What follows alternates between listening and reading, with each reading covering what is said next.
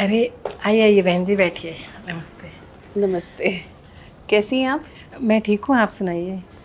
नमस्ते आंटी। नमस्ते बेटा। और खा खा के मोटी होती जा रही हो। मेरी बहू को देखो, कैसे स्लिम फिट लगती है ना, मिस इंडिया। हाय सुनीता, कैसे हो? मैं तो बढ़िया हूँ, एकदम स्लिम फिट एंड फाइन। तुम बताओ, डबल एक्सेल। मेरी बहू को ना मजाक करने की आदत है। मैं आप सबके लिए चाय बना के लाती हूँ। हाँ बेटा जा। हाँ हाँ, अच्छा सुनो, अपने जैसी ज्यादा चाय मत बनाना, बस 2 कप ही बना कर लाना। अरे आप फिक्र मत कीजिए, मेरी बहू बहुत समझदार है, वो अपने आप बना कर ले आएगी। हाँ हाँ, वो तो पता ही है कितनी समझदार है। अब इतनी मोटी है तो दिमाग भी तो बड़ा ही चाहिए होगा ना। आप बैठिए, मैं जरा जाके देखती हूँ कि बहू ने चाय चढ़ाई या नहीं। बहू बन गई? जी मम्मी जी। मम्मी जी, ये इन लोगों का क्या रोज रोज का नाटक है? अरे बहू बोलने देना, ऊपर वाला सबको देखता है। और मुझे तो पता है ना कि तू कितनी अच्छी है, तो पड़ोसियों के बोलने से क्या फ़र्क पड़ता है। देख तू उनकी बातों पे ध्यान ही मत दे। मम्मी जी, मैं इनकी बातों पे तो बिल्कुल भी ध्यान नहीं देती, मगर अब आप देखना, ये आपको इतना नीचा दिखाएंगे और मुझे इसी बात से बहुत गुस्सा आता है। जाने दे बहू, अगर दिखावा करके खुश होते हैं तो होने देना। जी मम्मी जी। चल तू चाय छान।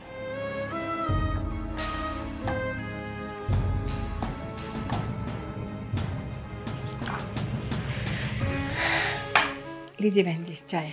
बड़ी देर लग गई चाय बनाने में। मुझे लगा आपकी बहू कहीं चाय बनाते हुए नीचे गिर तो नहीं गई। हाँ मम्मी जी, आप एकदम ठीक कह रहे हो। मैं तो क्रेन मशीन को बुलाने वाली थी बिमला को उठाने के लिए। बेटा इतना मजाक नहीं करते। अरे मम्मी जी, मैं कहाँ मजाक। अब हम दोनों इतने अच्छे दोस्त हैं तो इतना मजाक तो चलता है ना बिमला? हाँ हाँ, मैं कुछ नहीं बोल रही हूँ। वैसे भी जो लोग की बोलने की आदत होती है वो बहुत बोलते हैं। तुमने मेरी बहू को कुछ कहा? अरे जाने दीजिए ना बहन जी, दोनों एक जैसी तो हैं। नहीं नहीं बहन जी, दोनों एक जैसी तो बिल्कुल नहीं है। मेरी बहू एकदम फिट एंड स्लिम, और आपकी बहू देखो किसी हाथी के बच्चे से कम नहीं लगती। अगर कंपेयर करना ही है तो मेरी बहू को किसी हीरोइन से कंपेयर करो, और आपकी बहू को किसी ट्रक से। अरे नहीं नहीं बहन जी, ऐसी कोई बात नहीं है। मेरी बहू बहुत समझदार है और बहुत संस्कारी है। अच्छा, तो आप क्या कहना चाहती कि मेरे में संस्कार नहीं है? नहीं नहीं, मैंने ऐसा तो नहीं कहा बेटा। बस बस, पता है बहन जी आप क्या कहना चाहती हैं। चाय पिलाकर आप पड़ोसी के इंसल्ट करना चाहती हैं। नहीं नहीं आंटी जी, मम्मी का ऐसा कोई इरादा नहीं था। तुम तो ना बहू चुप ही करो, बीच में मत बोलो। बहू हो, बहू की मर्यादा में रहो। अरे मम्मी जी, आप भी किसको समझा रहे हैं? इसके पास तो बस बड़ा शरीर है, दिमाग थोड़ी है। देखिए बहन जी, आप ना मेरी बहू के बारे में ये सब मत बोलिए। अरे अरे बहन जी, आप तो बुरा मान गई।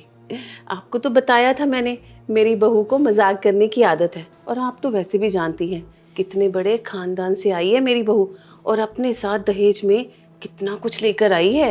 इसको कुछ भी कहने की छूट है। इसको तो मैं भी कुछ नहीं कहती। वैसे आपकी बहू क्या कुछ लाई है दहेज में? अरे नहीं नहीं बहन जी, आपको तो पता है मेरा बेटा आनंद है ना, उसको दहेज लेना और देना बिल्कुल पसंद नहीं है। और हमें भी ये सब ठीक नहीं लगा, तो हमने तो 1 रुपया भी नहीं लिया है। वाह, आपके बेटे ने इस मोटी लड़की के साथ शादी कर ली, वो भी बिना दहेज के। बड़ा बेवकूफ है आपका बेटा। देखिए आंटी जी, आप आनंद के बारे में ऐसा नहीं बोल सकती। अब गलत थोड़ी कहा है ना बेटा। देखो ना, मेरी बहू अपने घर से कितना सामान लेकर आई है। हमारे घर में किसी भी चीज़ की कमी नहीं है। एसी, फ्रिज, टीवी, इतना कुछ लाई है कि मैं तो गिनते गिनते थक जाती हूँ। अरे मम्मी जी, वो सब तो पापा ने गिफ्ट करा है। अब मैं उन लोगों की इकलौती बेटी जो हूँ। इसलिए तो अपनी बहू को हम सर आँखों पर बिठा कर रखते हैं। बहन जी, ये तो बहुत अच्छी बात है ना कि आपको इतनी अच्छी बहू मिली है। ये तो आपने बिल्कुल सही कहा, पर मुझे बहुत दुख है कि आपको दहेज में कुछ भी नहीं मिला, बस आप इस मोटी को ले आए। नहीं बहन जी, हम तो इतने में ही खुश हैं। हमारे लिए हमारी बहू से बढ़कर कुछ भी नहीं है। हाँ ठीक है, वैसे आजकल आपके जैसे लोग सोसाइटी में दिखते कहाँ हैं। चलिए मम्मी जी, चलते हैं यहाँ से। जब इन लोगों को पैसों की कमी होगी ना, तब इन लोगों को हमारी बात याद आएगी। तब सोचेंगे काश उस टाइम पे दहेज ले लिया होता। इस भैंस ने तो इन लोगों का दिमाग खराब कर रखा है। चलिए बहन जी, हम चलते हैं।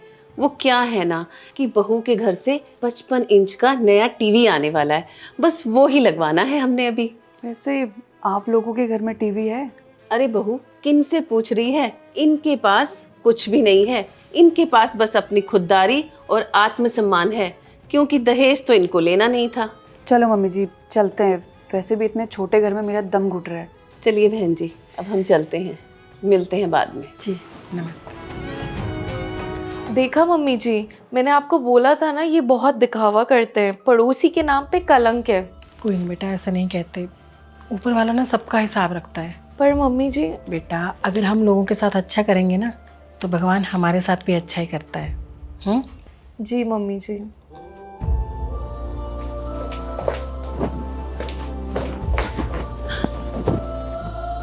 बेटा ये क्यों कर रही है? क्यों कर रही है मतलब?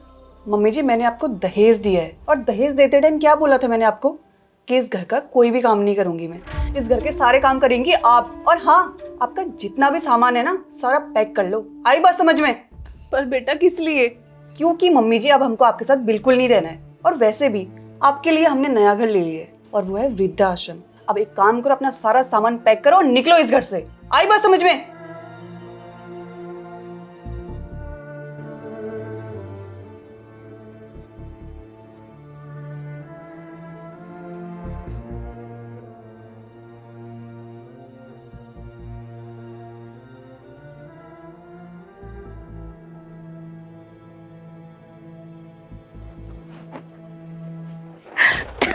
अरे आंटी जी, क्या हुआ आपको?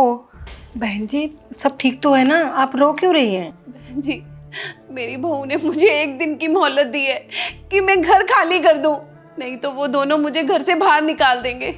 अभी भी वो मुझे घर के बाहर स्टोर रूम में रखते हैं। मुझे कुछ भी समझ में नहीं आ रहा था इसलिए मैं भागते हुए आप लोगों के पास आ गई। मगर आप सुनीता को कुछ बोलते क्यों नहीं है? हाँ बहन जी, बहू को समझाइए ना, वो समझ जाएगी। नहीं बहन जी, अब वो नहीं समझेगी। मैंने जब भी उससे बात करने की कोशिश की उसने मेरी बात नहीं मानी।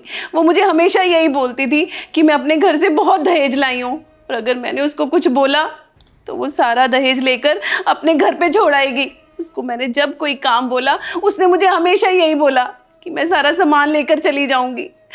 फिर मैंने उसको बोलना छोड़ दिया और सारा काम मैं खुद ही करने लगी, पर वो धीरे धीरे वो खुद मालकिन बन गई।